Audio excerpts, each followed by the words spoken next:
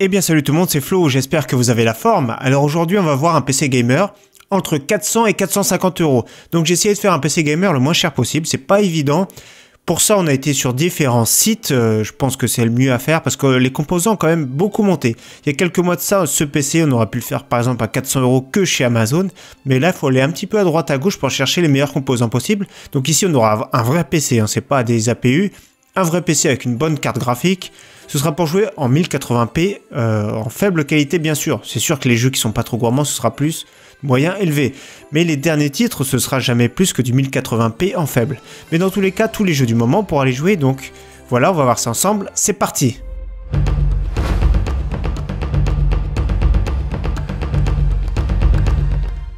Alors on commence avec le processeur, donc c'est le plus important, c'est le cœur, c'est l'AMD Ryzen 3 1200 donc, que j'ai choisi. Un très bon processeur, 4 cœurs, 4 vrais cœurs, il se débrouille un petit peu mieux que les Pentium G4560 et G4600. Pour un petit peu plus cher, mais vous allez voir que les cartes mères est un petit peu moins chères. Donc au final, je trouve que c'est un très bon compromis à 4 cœurs. Mais voilà, va falloir tirer sur le budget autre part. Donc ici 105 euros, ça fait quand même plus d'un quart du budget, donc la carte graphique pareil, donc ça fera pareil un quart du budget, donc il faut vraiment tirer, il faut faire des concessions, et c'est pour ça qu'au niveau, donc ici on est sur Amazon pour le processeur, la carte graphique 50 euros, donc si on a un chipset A320, on ne pourra pas overclocker notre processeur, c'est sûr pour 500 euros, pour un budget de 100 euros supérieur, on aurait pris plus une B350, donc ici, on a une carte mère qui est classique, on va dire, de chez MSI, qu'on connaît très bien, c'est l'entrée de gamme de chez MSI. On pourra mettre 2 barrettes de RAM, une carte graphique, on a une carte son qui n'est pas le tout le dernier chipset, ça c'est sûr, on n'aura pas le meilleure qualité, mais c'est une carte son qui est quand même isolée. Il y aura de quoi faire le travail, c'est du micro ATX, ça passe partout, pour le budget, je trouve que c'est vraiment convenable de prendre cette carte mère. De nouveau ici chez Amazon pour la mémoire, donc 8 Go, on part sur 8 Go, c'est vraiment le minimum maintenant. Peu importe le PC qu'on fait, 4 Go ce sera vraiment trop juste. Pour le jeu, ce sera vraiment trop juste. Donc 8 Go, 2 barrettes. Alors ici, elles sont vertes, mais apparemment quand on les reçoit, elles sont noires. Les retours sont bons. Livraison gratuite, 75 euros, on trouve pas moins cher. Donc je préfère. Après, si vous comptez plus tard mettre 16 Go de RAM, vous avez vu que la carte mère n'a que 2 slots de RAM. Donc prenez qu'une seule barrette de 8 Go pour commencer. Mais ce sera un petit peu plus cher. Ce kit-là est vraiment convenable. C'est la plus basse fréquence qu'il y a possible, c'est sûr qu'on peut grappiller quelques FPS en passant à de la DDR4 2400 par exemple, mais franchement pour le budget c'est vraiment convenable. Le disque dur, on s'attaque au fameux Seagate Barracuda 1 Teraoctet. 1 Tera c'est vraiment ce qui est bien, le meilleur rapport qualité-prix ici, 45 euros chez Cdiscount. Alors je tiens compte bien sûr, dans mon prix final je tiendrai compte de la livraison. Amazon Cdiscount, livraison gratuite. Et justement le boîtier on passe. J'avais présenté dans les bons plans dernièrement donc le Zalman ZM T5, donc un petit boîtier compact, 19,90 € et je tiens compte exactement du prix, livraison en colis à 2,99 €. Donc pour 22,89 €, on a quand même un bon petit boîtier, c'est pas le meilleur mais c'est un boîtier qui sera vraiment très compact.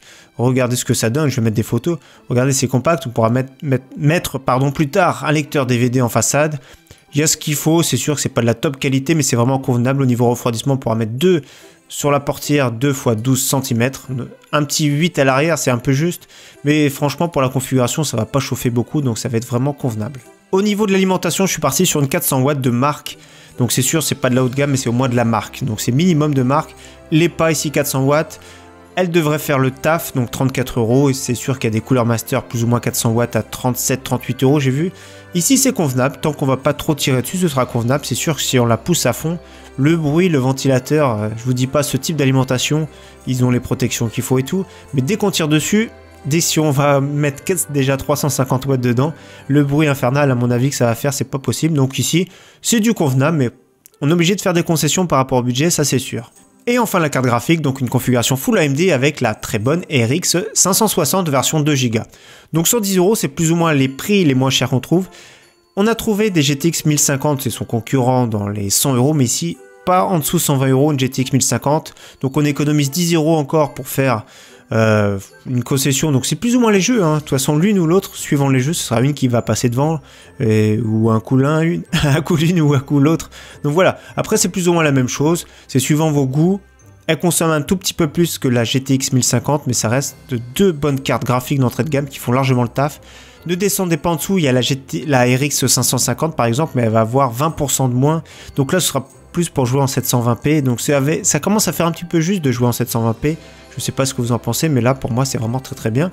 Donc la config ici, on a réussi à faire 442 €, donc entre 400 et 450 €. J'ai dit, si on prend un Pentium G4560 qui est très rare d'ailleurs, on va s'en tirer pour 430 €. Donc vaut mieux prendre le Ryzen 3200, je pense que c'est vraiment mieux et c'est même plus puissant. Donc bien sûr tous les liens je les mets en description comme à chaque fois dans mes vidéos. Et je mets le lien également pour un Windows 10 Pro, donc 12,90 € ici chez Amazon. Ça vaut le coup. Lisez bien surtout les retours parce qu'il y a quand même beaucoup, comme je le dis maintenant à chaque fois, il y a beaucoup de retours, il y en a qui sont négatifs, il y en a eu que des clés qui n'étaient pas valides. Donc lisez bien les retours à chaque fois, que ce soit sur Cdiscount, que ce soit sur Amazon, on trouve des clés maintenant à bon prix. Donc celui-ci, je mets un lien parce qu'il y a des bons retours. Si j'ai un doute, je ne mettrai plus le lien maintenant parce qu'il y en a un qui m'a retourné qu'il avait une clé invalide, bien sûr, qui s'est fait rembourser, mais je mettrai les liens qui me paraissent les plus fiables possibles. En tout cas, encore une fois, j'espère que cette vidéo vous aura plu, j'espère vous revoir très prochainement sur ma chaîne. En tout cas, merci à tous, ciao, bye!